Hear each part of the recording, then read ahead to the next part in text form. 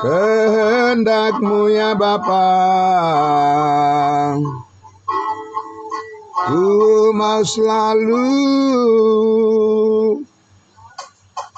menyenangkan hati-Mu.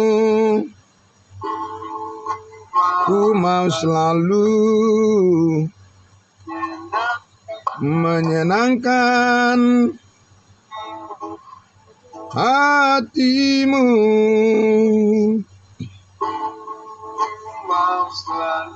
Ku mau selalu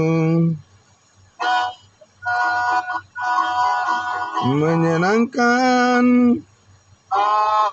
hati-Mu.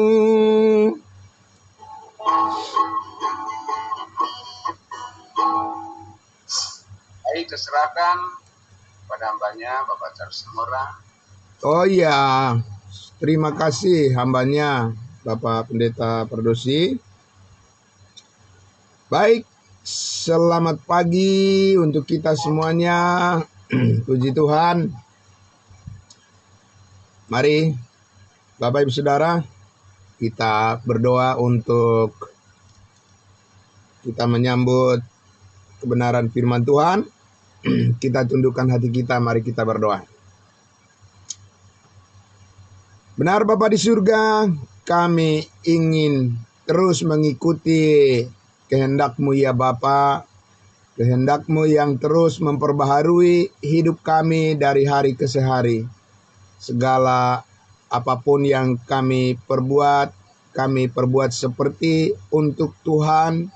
Karena kami mengerti Engkaulah yang mengaruniakan kepada kami kekuatan untuk menjalani segala tanggung jawab kami, menyelesaikannya dengan tetap teguh, percaya, yakin bahwa apa yang kami perbuat semuanya didasarkan pada iman. Engkau yang mengerjakannya bagi kami sehingga kami dimampukan.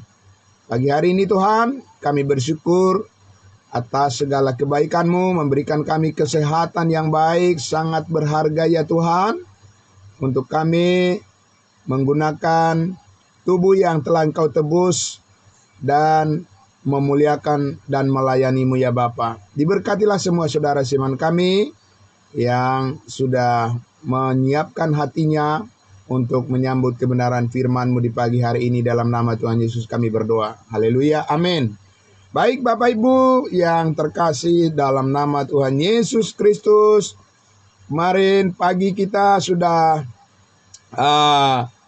melihat dan membaca, menyaksikan, mendengarkan bagaimana fungsi daripada sistem hukum Taurat yang mempengaruhi yang disebut dengan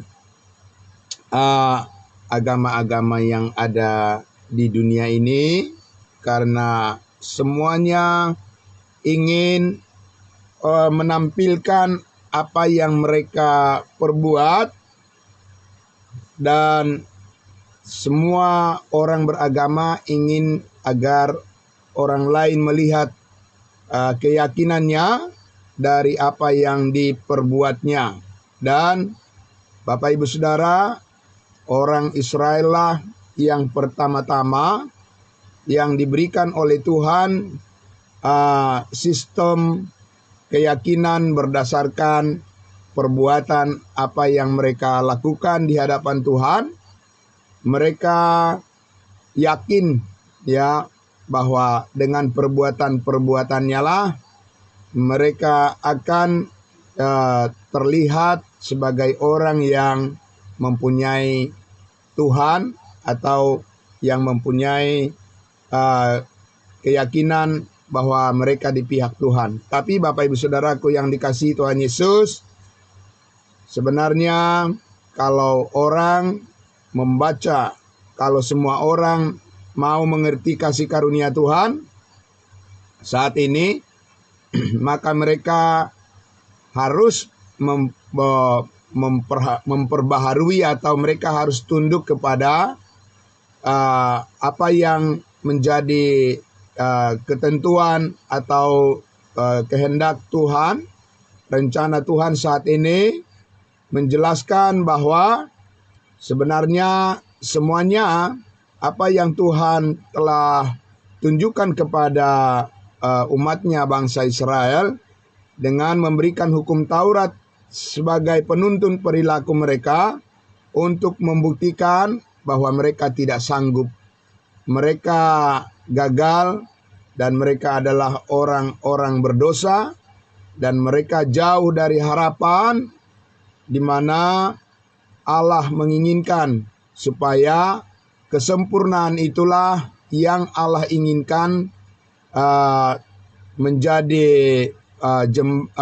jembatan atau penghubung bagi manusia untuk bertemu dengan Allah atau untuk bersekutu dengan Tuhan. Nah, Bapak Ibu Saudaraku yang dikasihi Tuhan Yesus, tapi pagi hari ini saya ingin mengajak kita untuk merenungkan lagi satu jawaban untuk pertanyaan. Ada orang yang mengatakan begini, Bapak Ibu Saudara, kalau begitu apakah hukum Taurat itu adalah sesuatu yang salah atau sesuatu yang dianggap keliru, atau apakah hukum Taurat itu adalah dosa, ya, sehingga hukum Taurat itu tidak diperlukan lagi sekarang ini? Apakah Tuhan salah memberikan hukum Taurat itu kepada manusia? Bapak Ibu Saudaraku yang dikasihi Tuhan Yesus, oleh karena itu kita akan lihat bagaimana sedikit rincian daripada hukum Taurat itu adalah sesuatu yang baik, ya. Hukum Taurat itu adalah perintah Tuhan yang baik, tetapi kita akan melihat bahwa manusialah yang tidak sanggup melakukannya, sehingga Tuhan memberikan jalan keluar agar manusia tidak dihukum, tapi dimerdekakan dari tuntutan hukum Taurat. Nah, Bapak Ibu Saudaraku yang dikasihi Tuhan Yesus, oleh karena ada orang yang mengatakan hukum Taurat itu kan baik. Oh iya, tentu saja.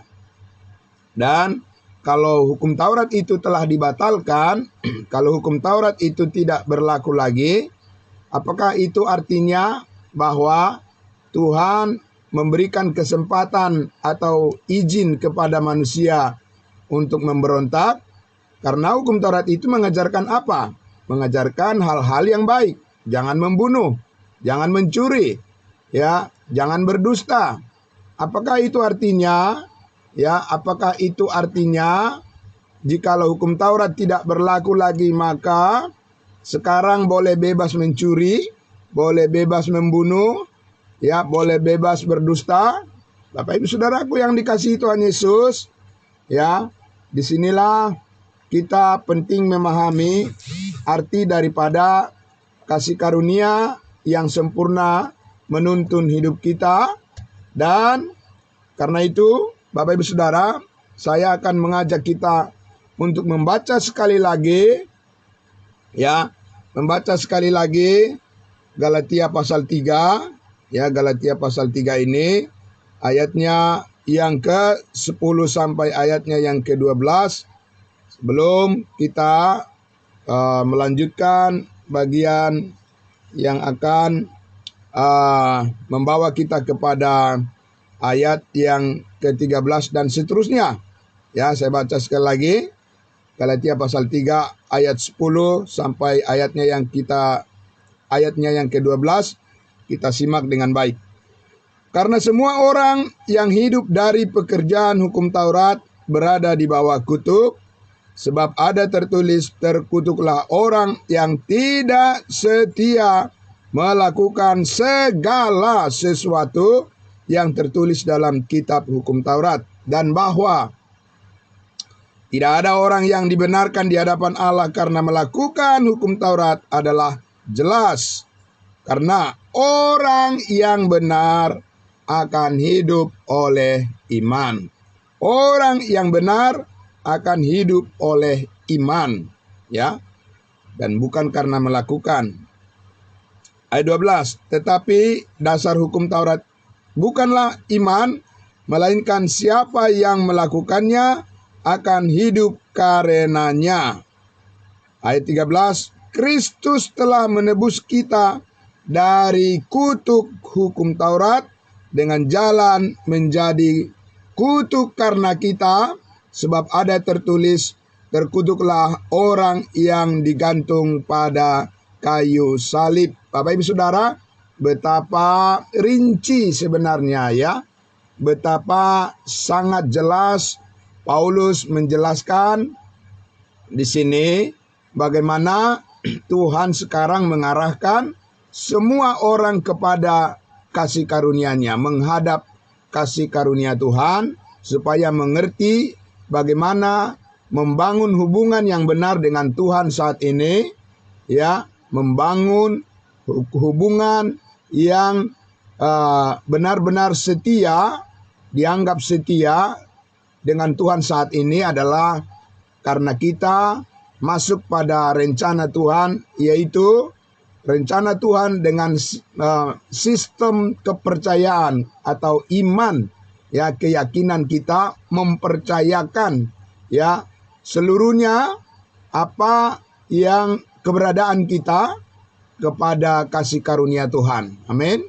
Nah, Bapak Ibu Saudaraku yang dikasihi Tuhan Yesus, karena itu ya saya mengajak kita untuk melihat lagi, Bapak Ibu Saudara, jawaban daripada pertanyaan orang-orang yang menganggap bahwa kalau hukum Taurat itu tidak berlaku lagi saat ini, berarti Tuhan memberikan kepada kita kebebasan untuk melanggar atau untuk melakukan hal-hal yang tidak benar di hadapan Tuhan. Apakah benar demikian, Bapak Ibu Saudara?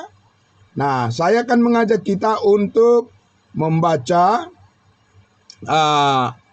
Roma pasal 7 ya. Roma pasal 7. Mari kita baca Roma pasal 7, Bapak Ibu Saudaraku. Roma pasal 7 saya akan membacakan untuk kita, di mana di dalam Roma pasal 7 inilah ya jawaban untuk memahami bahwa ya Roma pasal 7 kita lihat bahwa kita telah mati bagi hukum Taurat ya. Roma pasal 7 saya baca dari ayat 7. Jika demikian, apakah yang hendak kita katakan? Apakah hukum Taurat itu dosa? Nah, ini tadi saya sudah sampaikan ya, pertanyaan orang-orang yang mengatakan berarti Tuhan salah. Ya, salah kalau begitu Tuhan itu. Kenapa Dia memberikan perintah-perintah atau hukum-hukumnya yang tidak bisa membuat orang, tidak bisa membuat manusia menjadi baik, ya. Nah, jadi untuk apa hukum Taurat diberikan oleh Tuhan kalau begitu? Apakah itu menjadi sesuatu yang sia-sia? Oh, tentu saja tidak, Bapak Ibu ya. Ya, ayat 7, jika demikian, apakah yang hendak kita katakan? Apakah hukum Taurat itu dosa? Sekali-kali tidak, sama sekali tidak demikian, ya. Sebaliknya, justru oleh hukum Taurat aku telah mengenal dosa. Jadi, Bapak Ibu Saudara, dikatakan karena aku juga tidak tahu apa itu keinginan kalau hukum Taurat tidak mengatakan jangan mengingini. Nah, Bapak Ibu Saudara, jadi dikatakan Paulus karena dia adalah seorang ahli Taurat, dia adalah seorang Farisi. Paulus ini dulu sebelum dia diselamatkan, jadi dia tahu persis, Bapak Ibu Saudara, ya, motivasi dia untuk melakukan hukum Taurat itu. Dia katakan justru karena hukum Taurat itulah memperjelas ya bahwa yang dilakukan itu adalah benar-benar bersalah di hadapan Tuhan. Ya, pelanggaran itu menjadi sah secara hukum kalau ada hukum yang mengaturnya. Kan begitu, Bapak Ibu Saudara ya. Nah, jadi Saudara, di ayat 8 dikatakan, tetapi dalam perintah itu dosa mendapat kesempatan untuk membangkitkan di dalam diriku rupa-rupa keinginan. Sebab tanpa hukum Taurat dosa mati. Ya, perhatikan Bapak Ibu Saudaraku. Tanpa hukum Taurat dosa mati. Kalau ini kita hubungkan dengan ayat sebelumnya di pasal 6 ayat 14, Paulus sudah mengatakan, sebab kamu tidak akan dikuasai lagi oleh dosa, karena kamu sekarang tidak hidup lagi di bawah hukum Taurat, tetapi di bawah kasih karunia. Amin. Bapak Ibu Saudara. Jadi dikatakan di situ bahwa ya, hukum Taurat itu memancing Bapak Ibu Saudara ya. Hukum Taurat itu memancing keinginan manusia untuk justru malah membuat manusia itu cenderung ingin mengulang kesalahan atau cenderung mengikuti keinginan untuk melakukan dosa ya. Nah, Bapak Ibu Saudara, dikatakan di ayat 10, sebaliknya aku mati, dan perintah yang seharusnya membawa kepada hidup ternyata bagiku justru membawa kepada kematian. Jadi lihat Bapak Ibu Saudaraku, hal yang baik yang dari Tuhan tanpa ya kuasa Tuhan yang bekerja di dalam diri manusia itu, keinginan yang baik tidaklah cukup dan tidak bisa mewujudkan apa yang benar di hadapan Tuhan. Kenapa Bapak Ibu Saudaraku yang dikasihi Tuhan Yesus? Ya, kita ingat apa yang dikatakan oleh Yesaya pasal 64, dikatakan, segala kesalehan kami adalah seperti kain kotor di hadapan Tuhan. Ya, segala kesalehan kami, kebaikan kami yang kami anggap bernilai, yang kami anggap benar di hadapan Tuhan itu adalah seperti kain kotor. Kenapa Bapak Ibu Saudaraku?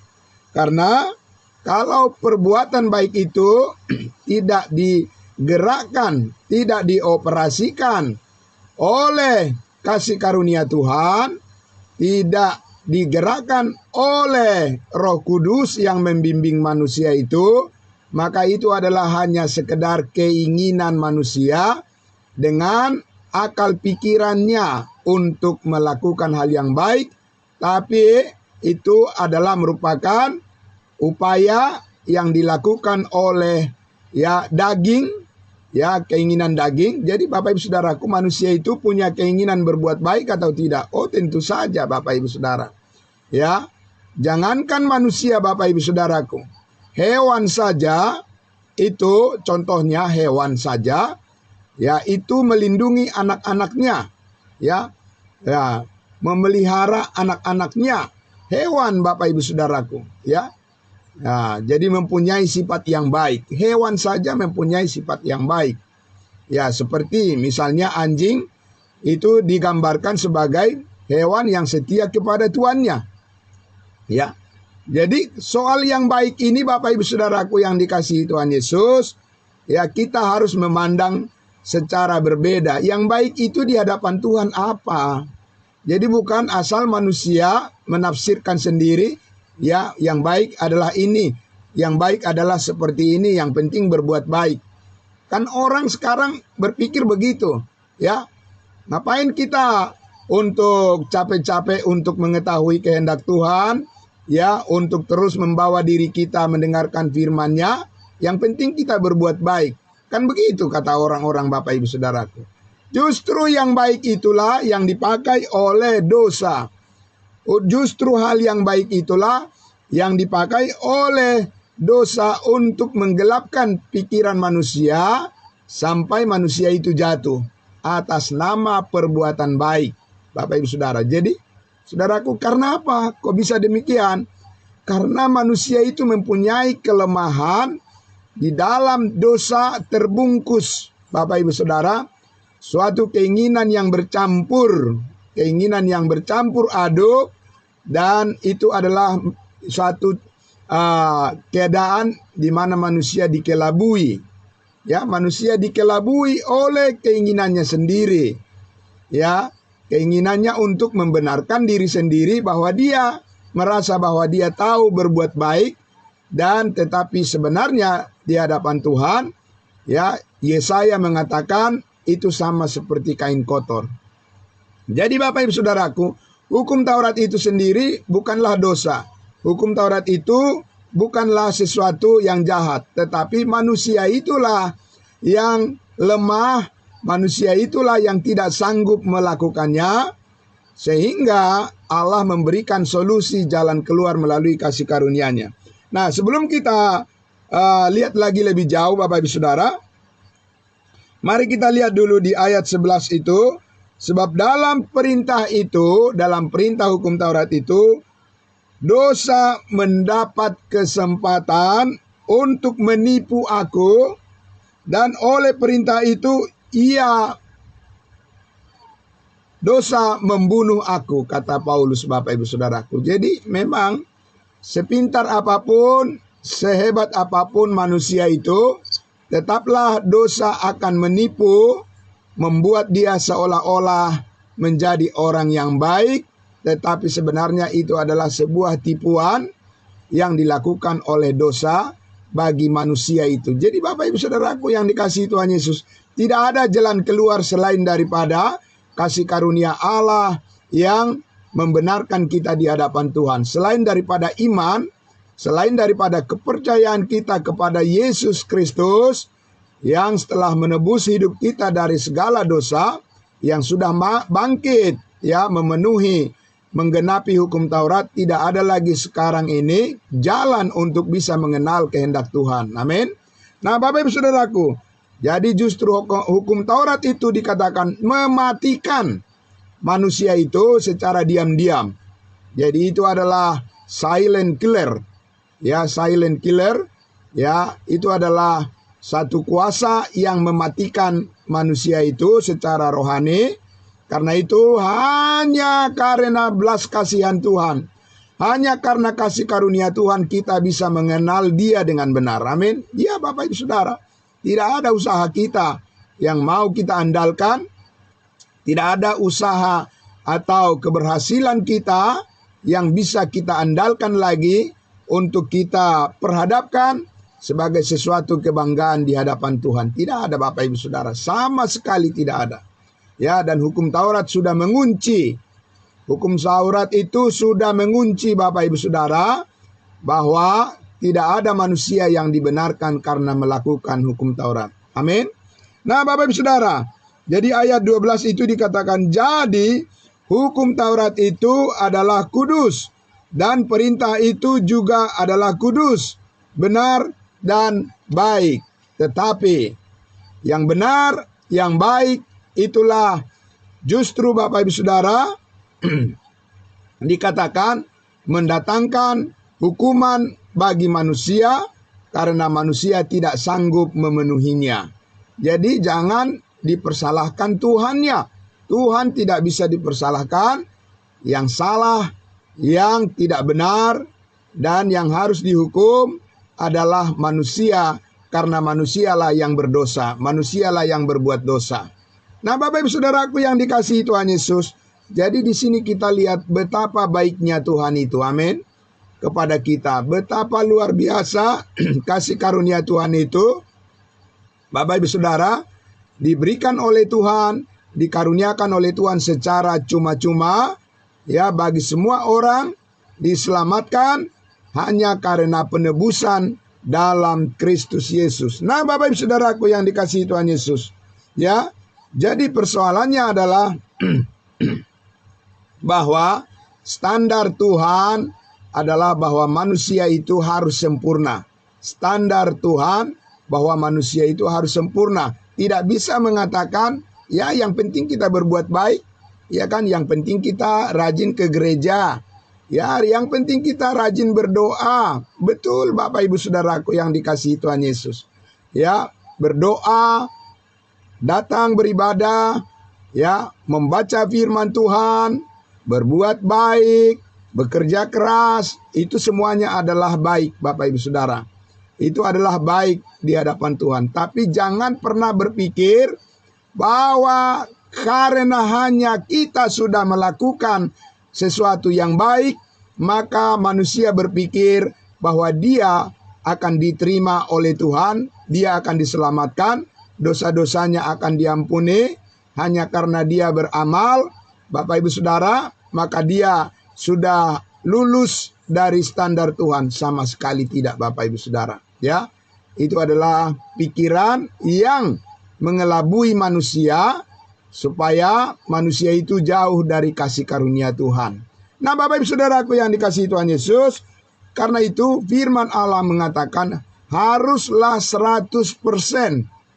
Saya ulang sekali lagi, manusia itu haruslah 100% tanpa cacat, tanpa dosa, tanpa kesalahan, Bapak Ibu Saudara, barulah bisa diterima oleh Tuhan. Keberadaan manusia itu haruslah diubah secara total, Bapak Ibu Saudara, dari keadaan yang berdosa menjadi tidak berdosa. Bagaimana caranya, Bapak Ibu Saudara? Kalau dengan usaha dan perbuatan, bagaimana caranya, saudara-saudaraku ya? Nah, itulah sebabnya manusia harus menyerah kepada Tuhan, harus bersembah sujud kepada Tuhan Yesus, bahwa hanya Tuhan Yesuslah yang melakukannya di atas kayu salib. Dialah yang memikul segala kesalahan, segala kelemahan, dan segala dosa kita. Dan Yesus berkata, sudah selesai. Jadi kita, Bapak Ibu Saudaraku yang dikasihi Tuhan Yesus, maka kita makin mengertilah kita sekarang kenapa Paulus mengulang-ulang mengatakan bahwa tidak ada yang dibenarkan karena melakukan hukum Taurat. Kenapa Paulus terus mengulang-ulang bahwa kita dibenarkan oleh karena iman, Bapak Ibu Saudara, supaya kita benar-benar fokus dan kita sungguh-sungguh mempercayai apa yang dilakukan oleh Yesus Kristus di atas kayu salib. Karena itulah yang ditentang oleh orang-orang, bahkan orang-orang yang beragama di dunia ini, ya, apa yang dilakukan oleh Kristus di atas kayu salib itulah yang mereka tentang, yang mereka tolak, Bapak Ibu Saudara. Ya, dan itu menjauhkan mereka dari kasih karunia Allah. Nah, sekarang Bapak Ibu, ya, saya akan mengajak kita untuk melihat lagi bahwa, saudara-saudaraku, hukum Taurat itu adalah sebagai hukum yang menuntun, yang membimbing ya manusia kepada apa yang dikatakan yang berkenan kepada Tuhan, supaya manusia itu tahu standar ukuran Tuhan, bahwa itu berbeda, jauh berbeda dari ukuran manusia. Apa yang benar di mata manusia itu belum tentu benar di pandangan Allah, ya, saudaraku yang dikasihi Tuhan Yesus. Nah, karena itu, saudara-saudara, bahwa hukum Taurat itu mempunyai rincian, ya. Hukum Taurat itu, Bapak Ibu Saudara, mempunyai rincian. Perintah-perintah itu bukan hanya 1, 2 atau hanya 3, 4, 5, 6, saudara-saudaraku, sehingga orang-orang merasa bahwa dia sudah berbuat baik, bahwa sudah melakukan perintah Tuhan tanpa mengetahui secara keseluruhan perintah-perintah Tuhan, bahwa itu adalah sesuatu yang keliru dalam pandangan manusia, bahwa dia bisa benar di hadapan Tuhan hanya karena melakukan beberapa, ya Bapak Ibu Saudara. Kita sudah lihat, ya, saya sudah pernah jelaskan kepada Bapak Ibu Saudara, kenapa Yesus Kristus harus berpuasa 40 hari 40 malam tanpa makan dan tanpa minum. Karena itulah standar Tuhan, amin. Ya Bapak Ibu Saudara, bukan berpuasa ya 1 hari ya tidak makan, atau 2 hari tidak makan, 3 hari tidak makan. Bukan begitu Bapak Ibu Saudara. Yang Tuhan mau adalah, coba lihat apa yang dilakukan oleh Yesus Kristus. Dia berpuasa selama 40 hari 40 malam, tidak makan dan tidak minum. Ada enggak manusia yang bisa menyamai Ya, ada enggak manusia bisa mendekati seperti itu? Tidak ada, Bapak Ibu Saudara. Ya, tidak akan mampu. Manusia itu pasti langsung tewas kalau manusia tidak makan 40 hari 40 malam. Jangankan 40 hari 40 malam. 1 minggu aja mungkin ya manusia tidak mendapat makanan, asupan makanan itu sudah pasti lewat ya Bapak Ibu Saudara. Ya, karena itulah saudaraku yang dikasihi Tuhan Yesus, betapa kita sangat bangga mempunyai Tuhan seperti Yesus Kristus. Amin. Karena dia melakukannya untuk kita dengan sempurna, sehingga kita bisa mempunyai akses, ya, kita mempunyai jalan masuk, memiliki hubungan yang sempurna dengan Allah kita, dengan Tuhan kita, pencipta langit, semesta, alam ini. Bapak Ibu Saudaraku. Nah, jadi saudara-saudara yang dikasihi Tuhan Yesus, ya, kita melihat di sini bahwa apa yang telah diuji cobakan, ya, telah diuji cobakan oleh Tuhan melalui kehidupan bangsa Israel untuk mematuhi perintah-perintah Tuhan itu, manusia itu tidak mampu. Justru orang Israel, Bapak Ibu Saudaraku yang dikasihi Tuhan Yesus, hidup di bawah hukum Taurat, paling banyak memberontak kepada Tuhan, ya. Mereka paling banyak memberontak kepada Tuhan. Mereka membunuh nabi-nabi, ya, dikatakan mereka juga membunuh rasul-rasul. Padahal Bapak Ibu Saudara, Tuhan memberitahu apa yang benar, apa yang baik kepada mereka. Tapi kita lihat Bapak Ibu Saudara, mereka bukan bertambah baik. Mereka bukan bertambah benar di dalam perilaku mereka.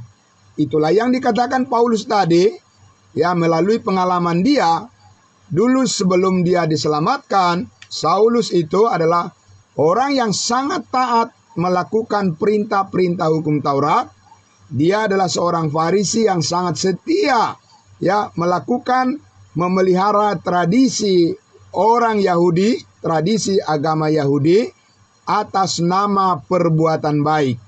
Atas nama perbuatan baik, Saulus membunuh para pengikut Yesus Kristus. Ya, coba bayangkan Bapak Ibu Saudaraku. Ya, atas nama perbuatan baik, Saulus mengejar dan membunuh di mana saja pengikut Kristus, karena di dalam dirinya dibangkitkan rupa-rupa keinginan yang ditimbulkan oleh iri hati, kecemburuan yang besar terhadap orang lain, dan dia tidak mau ada orang lain yang lebih baik daripada dirinya, atau dia tidak mau orang lain lebih maju daripada dirinya. Dia iri hati melihat orang lain, dan tidak boleh ada orang lain yang mengganggu keyakinannya. Bapak Ibu Saudaraku yang dikasihi Tuhan. Itulah Saulus pengalamannya dulu sebelum dia diselamatkan, Bapak Ibu Saudara. Atas nama hukum Tuhan, atas nama perintah-perintah Tuhan, keinginan untuk sampai membunuh orang lain itu pun timbul di dalam diri Saulus dulu, Bapak Ibu Saudara, dan benar-benar Saulus membayangkan hal itu di dalam kehidupannya, bahwa benar-benar dia tanpa kasih karunia Tuhan, hidupnya pasti sia-sia, pasti akan binasa. Bapak Ibu Saudaraku, dengan perenungan itulah makanya Saulus ketika menerima kasih karunia Tuhan Yesus, ketika dia, ya, menerima firman kasih karunia, yaitu keselamatan hanya karena melalui iman, Yesus Kristus mempercayakan pelayanan itu kepadanya untuk disampaikan kepada semua orang, bahwa Yesus mengatakan, "Hai Saulus, sampaikan kepada semua orang bahwa kasih karunia Allah saat ini adalah mengampuni semua dosa." Yesus mengatakan kepada Paulus, "Aku mengampuni pemberontakanmu, aku mengampuni segala dosamu, aku menghapuskan segala pelanggaranmu, dan engkau pasti diselamatkan hanya melalui iman." Sampaikan itu kepada semua orang. Kau sampaikan itu kepada siapa saja. Yesus memerintahkan itu kepada Paulus. Dan Bapak Ibu Saudaraku, dengan cara itulah Tuhan saat ini bekerja menyelamatkan semua orang yang percaya. Amin. Menyelamatkan saudara dan saya. Ya, saudaraku, bukan dengan jalan mengandalkan perbuatan-perbuatan baik seperti diajarkan oleh semua manusia yang beragama di dunia ini. Nah, jadi orang bilang begini, oh jadi kalau begitu, ya tidak perlu lagi kita melakukan hukum Taurat. Itu artinya kita bebas membunuh, bebas mencuri, ya, bebas berdusta, tidak menghormati orang tua. Karena itulah yang diajarkan oleh hukum Taurat. Bapak Ibu Saudaraku yang dikasihi Tuhan Yesus, semua yang baik, ya, semua yang baik itu telah dibungkus di dalam kasih karunia Tuhan atas pengorbanan Yesus Kristus di atas kayu salib. Bapak Ibu Saudara, yang terbaik dari apa yang dituntut oleh hukum Taurat itu, di mana kita dikaruniakan kasih yang sempurna, kekuatan kasih yang sempurna. Itulah saat ini yang menggerakkan kita untuk melakukan apa yang baik di hadapan Tuhan. Bapak Ibu Saudaraku yang dikasihi Tuhan Yesus, ya, kalau kita mengasihi orang lain, tentu kita tidak akan berpikir untuk menyakiti mereka. Amin. Apalagi membunuh, Bapak Ibu Saudara. Kalau kita digerakkan oleh kasih Kristus, tentu saja kita mengasihi orang tua kita, menghormati ayah dan ibu kita. Amin. Bapak Ibu Saudara. Kalau kita digerakkan oleh kasih karunia Tuhan, tentu saja kita memelihara kejujuran. Ya, tentu saja kita akan mengasihi dan berbuat baik dan menolong orang lain yang membutuhkannya. Tentu saja Bapak Ibu Saudara.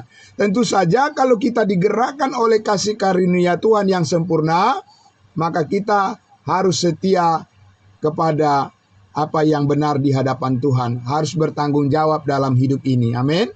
Bapak Ibu Saudaraku yang dikasihi Tuhan Yesus. Tapi itu bukan berarti kita dimotivasi karena kita ingin melakukan hukum Taurat. Tetapi karena kita menyadari bahwa hubungan kita dengan Tuhan Yesus, bahwa kita ingin mengucap syukur atas kebaikannya, kita menghargai apa yang dilakukan oleh Yesus atas hidup kita, menebus hidup kita, maka kepatuhan kita kepadanya, ya Bapak Ibu Saudara, maka keinginan kita untuk memuliakan Tuhan karena kita percaya kepada firman-Nya, itulah yang menggerakkan hati kita untuk melakukan apa yang baik di dalam kehidupan kita ini. Itulah yang mendorong kita untuk tetap setia, untuk hidup mengasihi semua orang. Amin. Bapak Ibu Saudaraku yang dikasihi Tuhan Yesus. Jadi, di dalam kasih dikatakan, Paulus mengatakan bahwa seluruh tuntutan hukum Taurat itu sudah tercakup di dalam kasih Kristus. Kristus di dalam kasih-Nya saat ini, itulah yang mengkualifikasi, yang membuat setiap perbuatan baik orang bisa berkenan kepada Tuhan. Bapak Ibu Saudaraku yang dikasihi Tuhan Yesus, karena itu kita sangat bersyukur bahwa kita sudah hidup di dalam kasih-Nya, bahwa kita sudah berada di dalam ruang lingkup, ya, anugerah Tuhan yang telah memperbaharui hidup kita, yang telah memperbaharui keadaan kita yang lama. Sebab yang lama telah berlalu, sekarang kita hidup berdasarkan tuntunan Tuhan di dalam manusia baru, di dalam hidup yang baru, hidup yang sudah ditebus oleh darah Kristus, di mana kita hidup dalam kekudusan-Nya yang sempurna. Amin. Bapak Ibu Saudara, jadi sekali lagi, saudaraku yang dikasihi Tuhan Yesus, justru tuntunan moral yang tertinggi, yang paling mulia, yang paling kudus, yang paling benar saat ini adalah apabila manusia dimulai dari iman kepada Yesus Kristus dan memberikan hidupnya, dirinya terus dipimpin oleh Roh Kudus berdasarkan kasih karunia Tuhan, maka Bapak Ibu Saudaraku yang dikasihi Tuhan Yesus, kita bisa berjalan di dalam kehidupan kita ini dengan penuh keyakinan bahwa apapun yang kita perbuat, perbuatlah dengan segenap hatimu seperti untuk Tuhan. Amin. Dan bukan untuk manusia. Karena kalau motivasinya adalah supaya dilihat orang, Bapak Ibu Saudaraku yang dikasihi Tuhan Yesus, berarti kita masih mencoba mengambil supaya kita ini mendapat pujian dari manusia. Segala pujian dan hormat hanya bagi nama Tuhan. Amin. Apapun yang kita perbuat Bapak Ibu Saudara, semuanya adalah oleh karena kita ingin agar nama Tuhan dipermuliakan semata-mata. Kita ini hanyalah hamba. Kita ini hanyalah pelayan.